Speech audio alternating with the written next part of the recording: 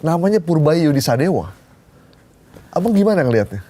Iya, bisa jadi juga ya, karena dia yang ngerti angka sekarang. Kalau ada orang 100, bahasa sederhananya, yang 70 lebihnya itu kan jahat semua. Ya.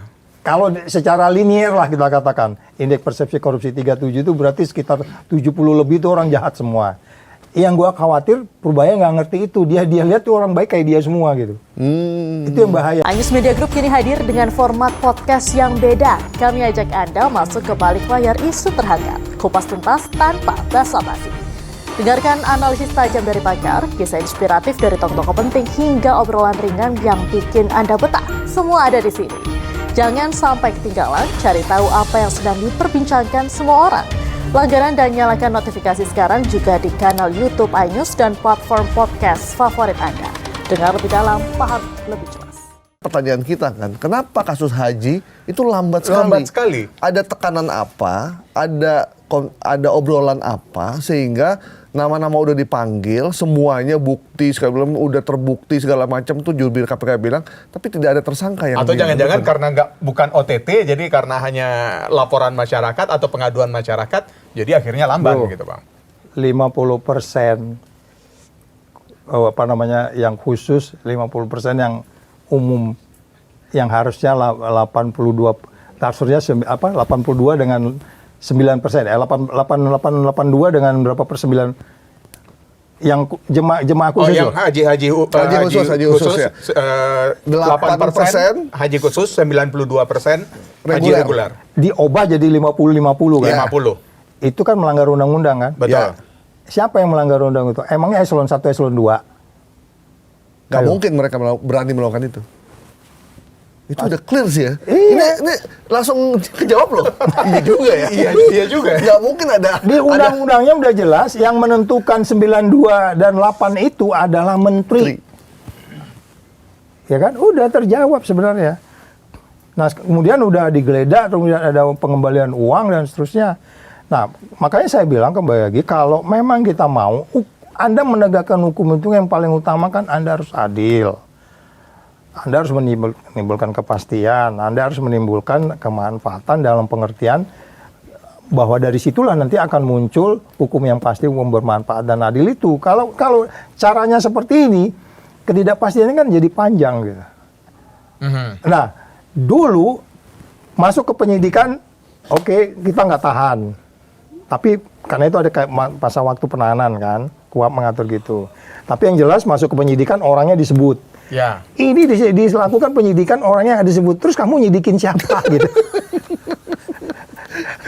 Cuman ngasih kode aliran dana haji ini sampai ke pimpinan tertinggi Kementerian Agama. Hanya pimpinan. Nah, sebenarnya, sementara kalau pimpinan itu ada wakil menterinya, ada dirjennya. Jadi kita ini sekarang kalau kita ngasih tanya, kode-kode begini gitu. Kalau kita tanya orang-orang yang Prabowo yang kemudian punya passion anti korupsi dan memahami carut marut di KPK ini siapa?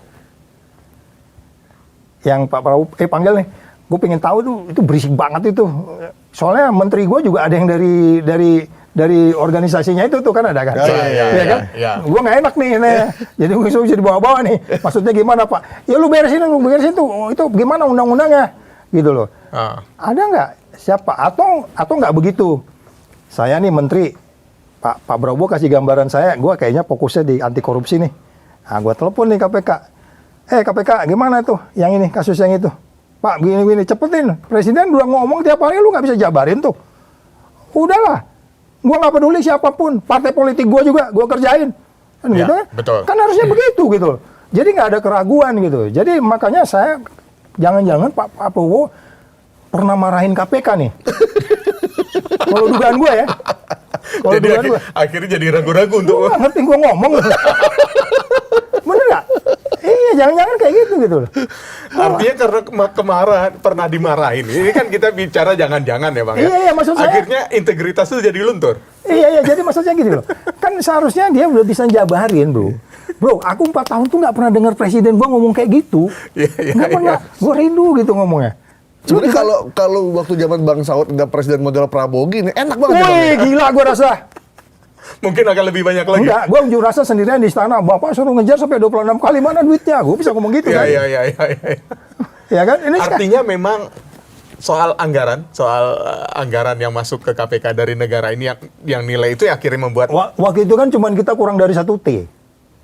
Waktu itu kurang 1 T loh. kalau dibandingkan anggaran sekarang, Bang? Aku nggak tahu berapa sekarang, 2, berapa saya nggak tahu. Waktu itu kurang 1 T, itu udah bayar listrik, biar ini ikut tadi yang gua dongeng tadi Iya. bayar tuh. Pencegahan ya itu. Pencegahan Bang, tuh. kalau udah balikin duit ketika pemeriksaan dilakukan, itu kan berarti kan dia pernah nerima duit itu. Itu memang langsung hilang pidananya. Enggak lah kamu. Ini nanya pura-pura nggak tahu dia ini. Lu nanya gue pura-pura nggak tahu. Nggak, Ini kan pertanyaan masyarakat. Ini kan pertanyaan masyarakat yang harus Ustadz kita Khalid jelaskan. Mustafa Ya, enggak lah. balikin duit. Enggak. Ada pejabat Kemenak balikin duit.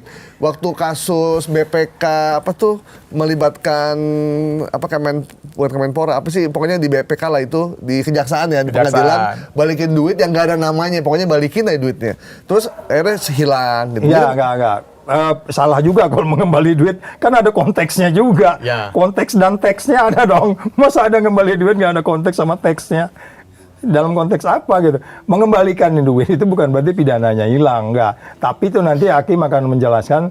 Jadi dia kalau udah mengembalikan itu berarti dia membuka sesuatu lebih terang kan? Lebih gampang. Penyidiknya juga. Harusnya lebih gampang dong, Oh Pak. iya, lebih menjelaskan, dan kemudian nggak ada juga ngasih, Pak ini Pak, lu pelajarin aja dari mana, lu cek aja nomornya duitnya dari mana, itu kan nggak mungkin kan.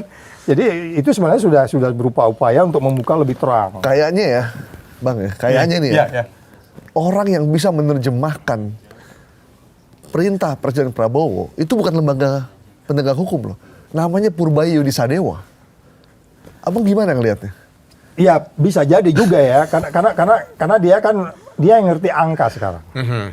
Angka ini mau dibawa kemana, dan mungkin dia nggak bisa menjelaskan, itu yang saya bilang, dia nggak ngejelaskan indeks persepsi korupsi 37 itu, sebenarnya kan kalau dari 1 sampai 100 berarti kan kalau ada orang 100, bahasa sederhananya, yang 70% itu kan jahat semua. Ya.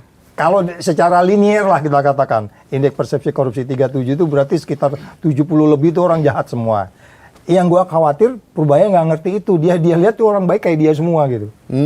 Itu yang bahaya. Makanya saya beberapa kali ngomong di podcast gua juga, di short YouTube gua, lu hati-hati, lu lihat semua tuh angka 37 itu jangan lu. Sekarang kan duit yang dikasih ke bank itu dia mulai curiga juga ya kan? Ya, curiga, mulai kecewa betul, juga kan? betul. Nggak jalan, nggak muter jalan, kan? betul. Nah itu kan perilaku bro. Nah angka 37 itu pertama orang bersaing tuh ingin enak, nggak mau bersaing dengan benar.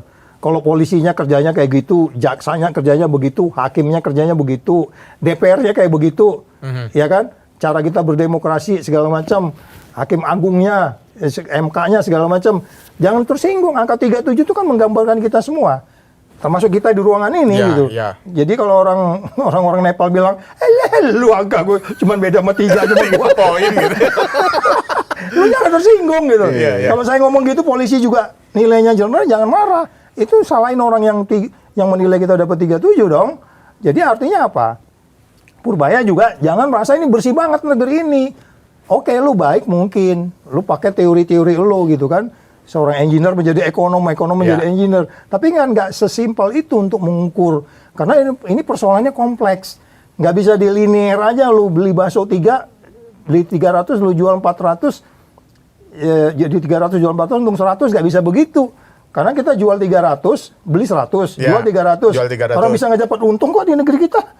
Ya kan? Nah, jadi artinya gini, Purbaya please Anda harus ngelihat indeks persepsi korupsi 37 itu, cara bersaing aja kita tuh nggak tulus. Ada berpolitik, nggak cukup umur dipaksain. Ijazah nggak ada dibilang ada. Yang gitu-gitu kan ruwet itu. Jadi saya katakan, kalau Purbaya memakai tools ekonomi sebagai mencegah korupsi itu keren. Ya. Tapi dia harus punya kalkulator yang harus ada spare 70% ini orang jahat semua nih. Dia harus paham itu ya. Oh harus iya dong. paham. Itu nggak gampang. Tapi kan dia